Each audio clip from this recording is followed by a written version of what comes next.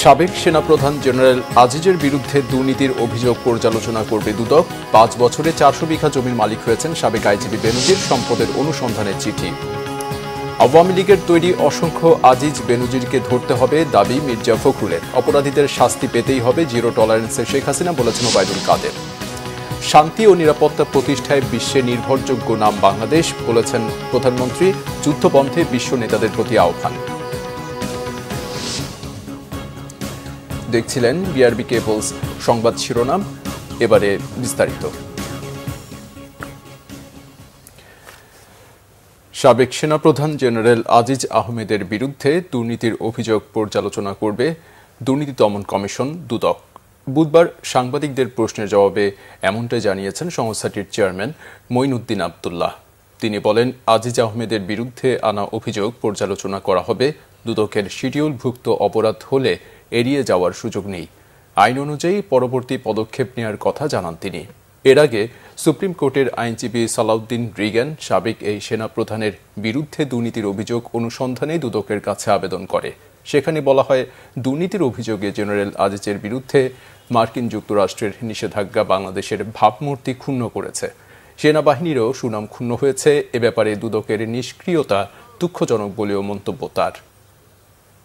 দুদকের শিডিউলভুক্ত যদি কোনো অপরাধের অভিযোগ থাকে, দুদকে তো ওটা আমাদের নেওয়া ছাড়া তো বিকল্প কিছু নাই। আমরা দেখবো, অভিযোগটা পরীক্ষা করে দেখবো। আমি এখনো দেখি নাই। আমাদের সব অভিযোগ দেখি, সব যত অভিযোগ আছে সব অভিযোগই আমরা পর্যালোচনা করা হয় এখানে। সেটাও করা হবে, শিডিউলভুক্ত হলে হবে। শত শত কোটি টাকার মালিক হলেও বর্তমানে 1 টাকাও খরচ করতে পারছেন না পুলিশের সাবেক আইজি বেনজির আহমেদ। দুর্নীতির অভিযোগ ওঠায় বেনজির পরিবারের বিদেশ সফর বন্ধেও দুদক পদক্ষেপ নিচ্ছে। দুদকের তথ্য, মাত্র 5 বছরে 400 বিঘা জমির মালিক বেনজির ও তার স্ত্রী ও 3 মেয়ে। প্রভাবশালী সাবেক এই আইজিপির আরও সম্পদের খোঁজে জেলায় জেলায় চিঠি পাঠিয়েছে দুদক। বিদেশে তার সম্পদের সন্ধানে চিঠি দেওয়া হয়েছে বাংলাদেশ ফিনান্সিয়াল ইন্টেলিজেন্স ইউনিট BFIU-কে। সংস্থাটি বলছে, নিয়ম মেনেই সম্পদ জব্দের প্রক্রিয়া চলমান। বিস্তারিত ফররুক বাবুর রিপোর্টে। রাজধানীর অভিজাত এলাকা গুলশানের র্যানকন আইকর টাওয়ার লেক ঘেঁষা ভবনটির 12 ও 13 তলায় স্ত্রী ও মেয়ের নামে 2200 স্কোয়ার ফুটের 4টি ফ্ল্যাট কিনেছেন পুলিশের সাবেক আইজিপি বেনজির আহমেদ। খাতা কলমে ফ্ল্যাটগুলোর মূল্য 20 কোটি টাকার বেশি হলেও প্রতিটি ফ্ল্যাটের দাম দেখানো হয়েছে 53 থেকে 56 লাখ টাকা। আশ্চর্যের বিষয়, প্রায় 100 কোটি টাকার এই সম্পদ একদিনই কিনেছেন বেনজির আহমেদ। 34 বছর 7 মাসের চাকরি জীবনে বেতন ভাতা বাবদ সর্বোচ্চ 2 কোটি টাকা যার আয় হওয়ার কথা, শুধু স্ত্রীর নামেই সেই মানুষটি কিনেছেন 531 একর জমি। দুদকের তালিকায় বেনজির, তার স্ত্রী ও 3 মেয়ের নামে ঢাকা ও আশপাশে রয়েছে 201টি জমির দলিল। প্রভাবশালী এই আইজিপি 2019 থেকে 2023 সাল পর্যন্ত সব থেকে বেশি সম্পদ গড়ে তুলেছেন 4টি ব্যবসায় প্রতিষ্ঠান, যার শতভাগ মালিকানা বেনজির পরিবারের হাতে। সেই সাথে 15টি ব্যাংকের আংশিক মালিকানা রয়েছে তাদের। এসব কোম্পানির অর্থ জমা পড়ত 33টি ব্যাংক অ্যাকাউন্টে, আর 3টি ব্যাংক অ্যাকাউন্টের মাধ্যমে পরিচালনা করতেন শেয়ার মার্কেট। পূর্বাঞ্চলের আনন্দ হাউজিং সোসাইটি এলাকায় 40 কাঠার উপর গড়ে ওঠা অট্টালিকার মালিক বেনজির আহমেদ। ডুপ্লেক্স বাড়িটি গড়ে তুলেছেন চাকরিতে কর্মরত অবস্থায়। উঠছে চাই 4-5 বছর মানে জিগাইলাম কার বাড়ি পরে ওনার বললো এটা বেনজির বাড়ি। বেলজিয়ামে আইলো কিছুদিন আগে বইলো বাসা মতো দেখলাম। দুদক বলছে, প্রত্যেক জেলায় তার সম্পদ অনুসন্ধানে চিঠি পাঠানো হয়েছে। বিদেশেও তার সম্পদের সন্ধান পেতে বাংলাদেশ ব্যাংকের দ্বারস্থ হয়েছে সংস্থাটি। আদালত যে আদেশটা দিয়েছে এখন পর্যন্ত সেটা ক্রোক অবস্থায় আছে। ক্রোক হইল মানে আদালতের মাধ্যমে রাষ্ট্রের নিয়ন্ত্রণে আসলো, আদালতের নিয়ন্ত্রণে আসলো। এখন সম্পত্তি যেভাবে আছে সেভাবেই থাকবে। যদি কমিশন মনে করে যে এই সম্পত্তিতে রিসিভার নিয়োগ করা দরকার দেখভাল করার জন্য, তখন কমিশন অনুসন্ধানকারী কর্মকর্তার আবেদনের প্রেক্ষিতে অনুমতি দিলে আমরা বিজ্ঞ আদালতে রিসিভার নিয়োগের জন্য দরখাস্ত দিই। বেনজির আহমেদ সম্পদের যে পাহাড় গড়ে তুলেছেন তার আয়ের উৎস জানতে আগামী 6 জুন জিজ্ঞাসাবাদের জন্য তাকে তলব করেছে দুদক। সেই সাথে 9 জুন তার স্ত্রী ও 3 মেয়েকেও তলব করা হয়েছে। ফররুখ বাবু, বাংলা ভিশন, ঢাকা। বিএনপি নেতাদের অভিযোগ, অসংখ্য বেনজির আজিজ তৈরি করেছে বর্তমান সরকার, তাই বেনজির আজিজের দায় ক্ষমতাসীনরা এড়াতে পারে না। এসব দুর্নীতিবাজদের কারণে সরকারের পদত্যাগ করা উচিত বলে মন্তব্য করেন বিএনপি নেতারা। তারা বলেন, সরকারের পরিবর্তন ছাড়া অবস্থা ভালো হবে না। রিপোর্ট করছেন সিকান্দার রেমান। দলের প্রতিষ্ঠাতা সাবেক রাষ্ট্রপতি বীরুত্তম জিয়াউর রহমানের ৪৩তম শাহাদত বার্ষিকী উপলক্ষে রাজধানীর ইঞ্জিনিয়ার্স ইনস্টিটিউশন মিলনায়তনে আলোচনা সভা করে বিএনপি। সব বিপর্যয় মোকাবেলা করে জনগণের অধিকার আদায়ের সংগ্রাম এগিয়ে নেওয়ার কথা বলেন বিএনপি নেতারা। আমরা সেই আন্দোলন করে যাচ্ছি। আমরা ইনশাআল্লাহ এই বর্তমান স্বৈরাচারী সরকারকে আমরা শান্তিপূর্ণ নিয়মতান্ত্রিক প্রক্রিয়ায় অপসারিত করে দেশের জনগণের সরকার ইনশাআল্লাহ পুনরায় কায়েম করব। তো আজকে এই যে কথাটা ভারত থেকে ভারতের লোক বললো যে বাংলাদেশের মানুষকে জেলে দিয়ে মেরে হত্যা করে নির্বাচন তারা জয়লাভ করেছে, ভারত এটা মোদী কায়েম করতে চায়, কথা বলছে কেজরিওয়াল, আমাদের কথা নয়। তো আমাদের যদি বুঝতে বাকি থাকে যে এখন কি হতে যাচ্ছে, ভারতের অনেক বিদগ্ধ গুণীজন কিন্তু আগামী দিনের সম্পর্কে শঙ্কা প্রকাশ করে চলেছেন। বিএনপি নেতারা মনে করেন আওয়ামী লীগ মুক্তিযুদ্ধের চেতনাকে ধ্বংস করে দিয়েছে, অথচ বিভাজনের রাজনীতি না করে ঐক্যের রাজনীতি শুরু করেছিলেন জিয়াউর রহমান। বর্তমান সরকার দেশকে লুট করে খাচ্ছে অভিযোগ করে নেতারা বলেন, ক্ষমতাসীনরা এখন বর্গিতে পরিণত হয়েছে। আমাদের মধ্যে কেউ কেউ অনেক হতাশ, আওয়ামী লীগ বোধহয় টিকেই গেল। ভাইরে, এই চোরদের দল, যেখানে সেনাপ্রধান পুলিশ প্রধান চোর, দুর্নীতিবাজ, এদের সরকার যদি টিকে থাকে তাহলে সভ্যতার ইতিহাস মিথ্যা হয়ে যাবে, প্রগতির ইতিহাস মিথ্যা হয়ে যাবে। অর্থাৎ নিশ্চিন্ত থাকুন, বিএনপি বাংলাদেশের জনগণের একমাত্র ভরসা।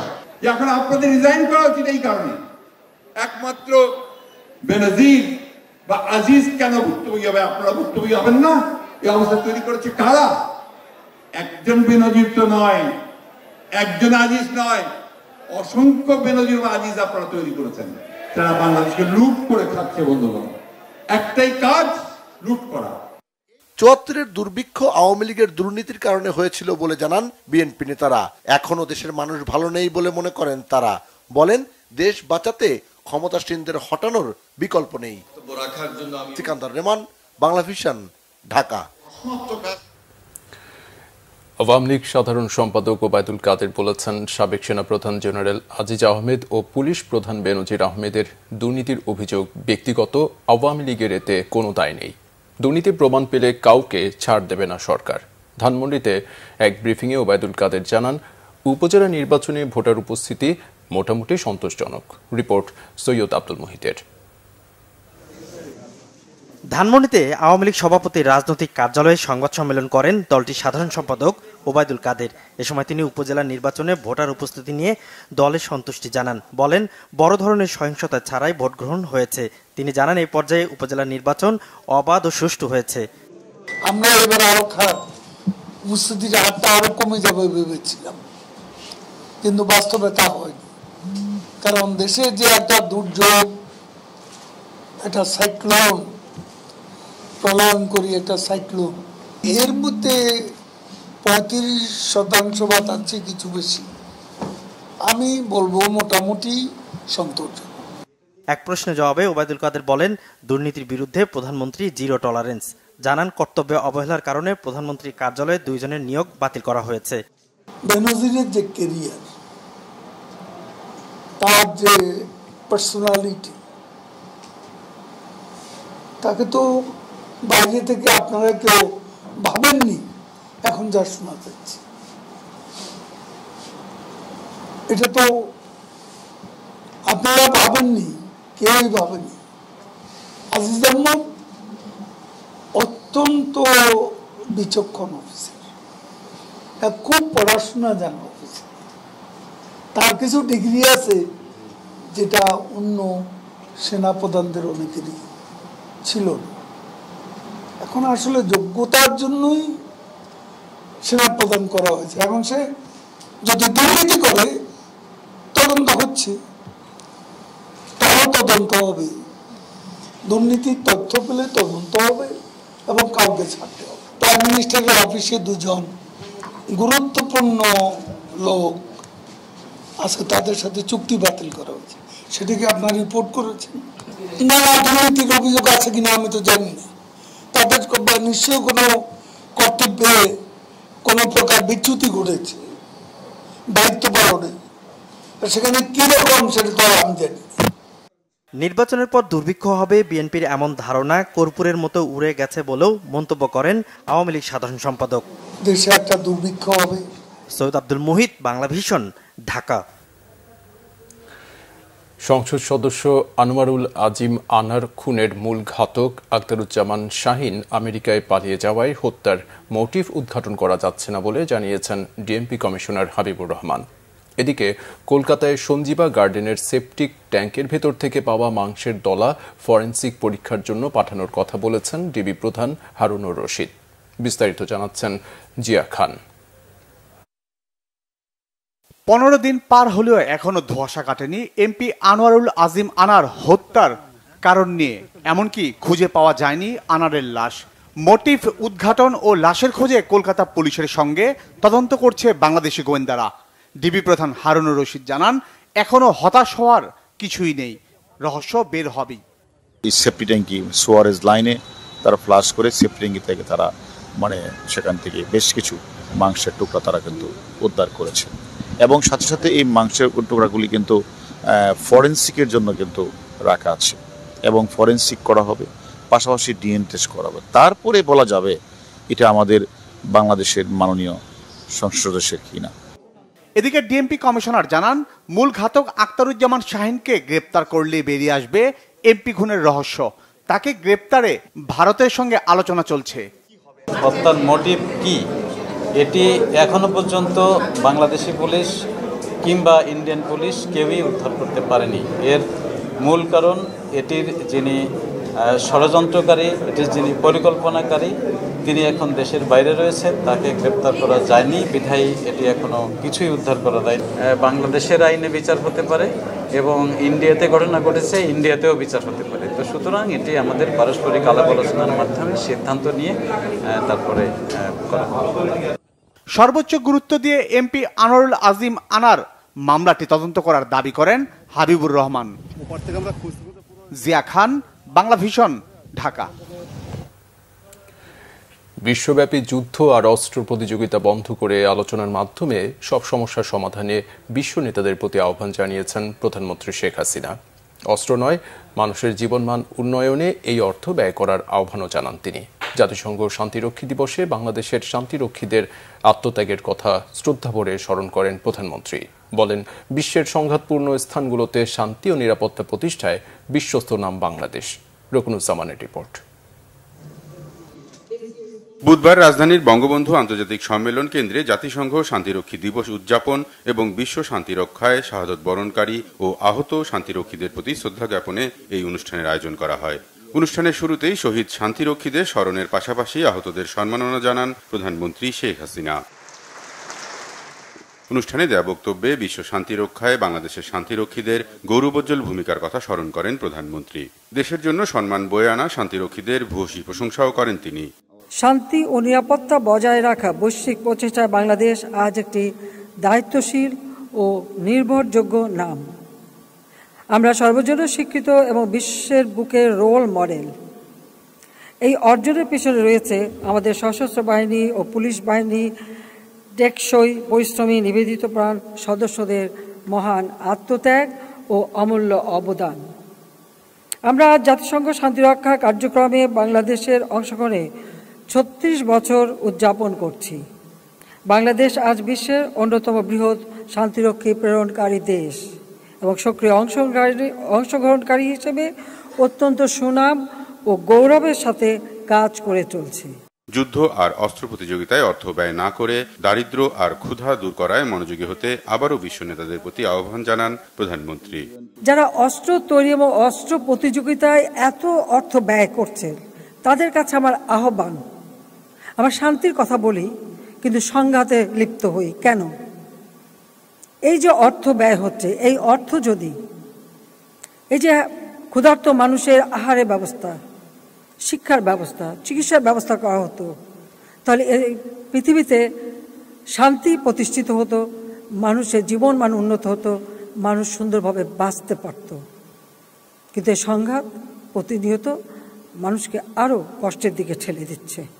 কাজে আমি সবসময় যেখানে যাই এই একটা আহ্বানই জানাই, সংঘাত না, যদি কোনো সমস্যা থাকে আলোচনার মাধ্যমে সমাধান করা। পরে দক্ষিণ সুদান সহ বিভিন্ন দেশে শান্তি মিশনে থাকা শান্তিরক্ষীদের সাথে ভার্চুয়ালি যুক্ত হয়ে তাদের সাথে কথা বলেন প্রধানমন্ত্রী। রুকুনুজ্জামান, বাংলা ভিশন, ঢাকা। ঘূর্ণিঝড় রিমাল কবলিত এলাকা সরেজমিনে পরিদর্শন ও ক্ষতিগ্রস্ত মানুষদের মধ্যে ত্রাণ বিতরণ করতে বৃহস্পতিবার পটুয়াখালীর কলাপাড়া উপজেলায় যাচ্ছেন প্রধানমন্ত্রী শেখ হাসিনা। সেখানে মোজাহার উদ্দিন বিশ্বাস কলেজ মাঠে বানভাসী মানুষের মাঝে ত্রাণ বিতরণ করবেন। প্রধানমন্ত্রীর সফরকে কেন্দ্র করে সার্বিক প্রস্তুতির পাশাপাশি কঠোর নিরাপত্তা জোরদার করা হয়েছে কলাপাড়ায়। জেলায় 3,27,000 মানুষ ক্ষতিগ্রস্ত হয়েছে, 2,000-এর বেশি বাড়ি পুরোপুরি বা আংশিক ক্ষতিগ্রস্ত হয়েছে। আওয়ামী লীগের যুগ্ম সাধারণ সম্পাদক আফম বাহাউদ্দিন নাসিম বুধবার প্রধানমন্ত্রীর ত্রাণ বিতরণের স্থান পরিদর্শনের পর জানান, দুর্যোগ কবলিত এলাকা মঠবাড়িয়া, পাথরঘাটা সহ উপকূলীয় ক্ষতিগ্রস্ত অঞ্চল পরিদর্শন প্রধানমন্ত্রী কলাপাড়ায় অবতরণ করবেন। সেখানে ঘূর্ণিঝড়ে ক্ষতিগ্রস্তদের মধ্যে ত্রাণ বিতরণ করবেন প্রধানমন্ত্রী শেখ হাসিনা। মাননীয় প্রধানমন্ত্রী এই ক্ষতিগ্রস্ত মানুষের পাশে দাঁড়াবার জন্য, তাদেরকে স্বচক্ষে দেখার জন্য সাতক্ষীরা, খুলনা উপকূলবর্তী এলাকা ক্ষতিগ্রস্ত বাঁধ সহ নানা অবস্থা সরজমিনে নিজ চোখে পর্যবেক্ষণ করে কলাপাড়া, পটুয়াখালী জেলার কলাপাড়া উপজেলা তিনি আসবেন। এখানে বানভাসী ক্ষতিগ্রস্ত মানুষদেরকে ত্রাণ কার্যক্রমে তিনি ত্রাণ বিতরণ করবেন। তৃতীয় ধাপে দেশের 87টি উপজেলায় ভোট গ্রহণ শেষে ফলাফল প্রকাশ করা হচ্ছে। ঘোষিত ফলাফলে এ পর্যন্ত নির্বাচিতরা প্রায় সবাই আওয়ামী লীগের নেতা। রংপুরের গঙ্গাচড়া উপজেলায় চেয়ারম্যান পদে আওয়ামী লীগ প্রার্থী রুহুল আমিন ও সদরে স্বতন্ত্র প্রার্থী ইকবাল হোসেন বেসরকারিভাবে বিজয়ী হয়েছেন। সাতক্ষীরার সদর ও কলারোয়ায় মশিউর রহমান বাবু ও আমিনুল ইসলাম লালটু বেসরকারিভাবে চেয়ারম্যান নির্বাচিত হয়েছেন। শরীয়তপুরের ডাহুড্ডা ও গোসাইরহাটে আব্দুর রশিদ, গোলন্দাজ ও আলমগীর হোসেন নির্বাচিত হয়েছেন। খাগড়াছড়ির মহালছড়িতে জেএসএস এমএন সমর্থিত বিমল কান্তি চাকমা ও লক্ষ্মীছড়িতে ইউপিডিএফ প্রসিদ্ধ সমর্থিত সুপার জ্যোতি চাকমা নির্বাচিত হয়েছেন। টাঙ্গাইলের দেলদুয়ারে মাহমুদুল হাসান মারুফ বিজয়ী হয়েছেন।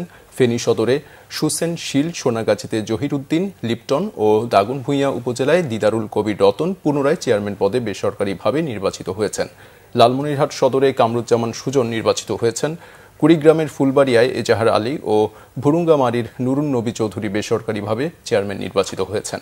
হবিগঞ্জের শায়েস্তাগঞ্জে আব্দুর রশিদ তালুকদার ও লাখাই উপজেলায় মুশফিউল আলম আজাদ নির্বাচিত হয়েছেন। রাঙ্গামাটির লংগুতুতে বাবুল দাস ও নানিয়ারচরে অমর জীবন চাকমা বেসরকারিভাবে নির্বাচিত হয়েছেন। নীলফামারী সদর উপজেলায় আবুজার রহমান নির্বাচিত হয়েছেন। বগুড়া সদরে শুভাশিস পোদ্দার লিটন নির্বাচিত ও মৌলভীবাজারের শ্রীমঙ্গল উপজেলায় ভানুলাল রায় বেসরকারিভাবে নির্বাচিত হয়েছেন। নোয়াখালী সদরে চেয়ারম্যান নির্বাচিত হয়েছেন শামসুদ্দিন জিহান, বেগমগঞ্জে শাহেদ শাহরিয়ার ও কোম্পানিগঞ্জে গোলাম শরীফ চৌধুরী পিপুল। উপজেলা নির্বাচনের তৃতীয় ধাপে কম বেশি ৩৫% ভোট পড়েছে বলে জানিয়েছেন প্রধান নির্বাচন কমিশনার কাজী হাবিবুল আউয়াল। ২-১টি অপ্রীতিকর ঘটনা ছাড়া এই ভোট অবাধ, সুষ্ঠু ও নিরপেক্ষ হয়েছে বলে দাবি করেন সিইসি। বিস্তারিত সৈকত সাদিকের প্রতিবেদনে। নির্বাচনের তৃতীয় ধাপে বুধবার সারা দেশে ৮৭ উপজেলায় ভোট হয়েছে। সকাল ৮টা থেকে বিকেল ৪টা পর্যন্ত নিরবচ্ছিন্ন ভোট গ্রহণের পর নির্বাচনের সার্বিক চিত্র তুলে ধরেন প্রধান নির্বাচন কমিশনার কাজী হাবিবুল আউয়াল। রাজধানীর আগারগাঁও নিজ কার্যালয়ের সামনে তিনি সাংবাদিকদের জানান ভোট পড়ার চিত্র। আমরা এ যাবৎ যে উপস্থিতির যে তথ্য পেয়েছি সেটা আমাদের পর্যালোচনায় এটা 35± হতে পারে, 35+, বেশি হতে পারে, কমও হতে পারে, 35+, কারণ নিশ্চিত করে বলতে আরও হয়তো 20-25 ঘন্টা সময় লেগে যেতে পারে। আইনশৃঙ্খলা বাহিনী ও প্রশাসনের সহায়তায় নির্বাচন অবাধ, সুষ্ঠু ও নিরপেক্ষ হয়েছে বলেও দাবি করেন সিইসি। অনিয়ম, বিশৃঙ্খলা ও অপ্রীতিকর ঘটনা ভোটকে প্রভাবিত করতে পারেনি বলেও জানিয়েছেন সিইসি। খুবই সীমিত পরিসরে কয়েকটি অপ্রীতিকর ঘটনা ঘটেছে, কিন্তু সেগুলো এমন নয় যে অবাধ ভোটাধিকার প্রয়োগকে বাধাগ্রস্ত করেছে বা প্রতিহত করেছে, তা নয়। প্রশাসন, পুলিশ, আইনশৃঙ্খলা রক্ষাকারী বাহিনী অত্যন্ত তৎপর ছিলেন। তাদের নিরলস পরিশ্রমের কারণে আমি বলবো তারা ধন্যবাদ পাওয়ার যোগ্য। ঘূর্ণিঝড় রিমালের কারণে স্থগিত হওয়া উপকূলীয় উপজেলা সহ 20টি উপজেলার ভোট 9 জুন হবে বলেও ইসির পক্ষ থেকে জানানো হয়েছে। এই 20টি উপজেলা নির্বাচন অনুষ্ঠিত হবে আগামী 9 জুন। সৈকত সাদিক, বাংলা ভিশন, ঢাকা। বিচারিক আদালতে মামলা জট কমাতে স্থানীয় সরকার পর্যায়ে পৌর এলাকার জন্য 2004 সালের বিরোধ মীমাংসা বোর্ড আইন সংশোধন জরুরি বলে সুপারিশ করেছে এসডিজি বাস্তবায়নে নাগরিক প্ল্যাটফর্ম। রাজধানীর ব্র্যাক ইন সেন্টারে আয়োজিত এক সেমিনারে সিপিডির সম্মানীয় ফেলো ডক্টর দেবপ্রিয় ভট্টাচার্য কিছু সুপারিশ তুলে ধরেন। সেমিনারে দেশের বিভিন্ন এলাকার পৌরসভার মেয়ররা তাদের মতামত তুলে ধরেন। পৌরসভার বিরোধ মীমাংসা বোর্ড আইনে বর্তমানে বিচারিক আর্থিক ক্ষমতা 25,000 টাকা পর্যন্ত সীমাবদ্ধ আছে, যদিও গ্রাম আদালতের আর্থিক এখতিয়ার 3 লাখ টাকায় উন্নীত হয়েছে। তাই পৌর এলাকার জন্য 10 লাখ টাকা পর্যন্ত উত্তীর্ণ করার প্রস্তাব দেন বক্তারা। প্রধান অতিথি স্থানীয় সরকার, পল্লী উন্নয়ন ও সমবায় মন্ত্রী তাজুল ইসলাম আলোচনায় যেসব সুপারিশ উঠে এসেছে সেগুলোর প্রস্তাবনা আকারে জমা দেওয়ার জন্য সংশ্লিষ্টদের প্রতি আহ্বান জানান। তিনি বলেন, প্রতিটি আইন সংশোধন বা প্রণয়ন করার সময় খুবই বিচার বিশ্লেষণ এবং সংসদে বিতর্কের মাধ্যমে চূড়ান্ত সিদ্ধান্ত নেওয়া হয়। সংবাদ শেষ করব বিআরবি কেবলস শিরোনামগুলো আরেকবার জানিয়ে দিয়ে। সাবেক সেনাপ্রধান জেনারেল আজিজের বিরুদ্ধে দুর্নীতির অভিযোগ পর্যালোচনা করবে দুদক। 5 বছরে 400 বিঘা জমির মালিক হয়েছেন সাবেক আইজিপি বেনজির, সম্পদের অনুসন্ধানে চিঠি।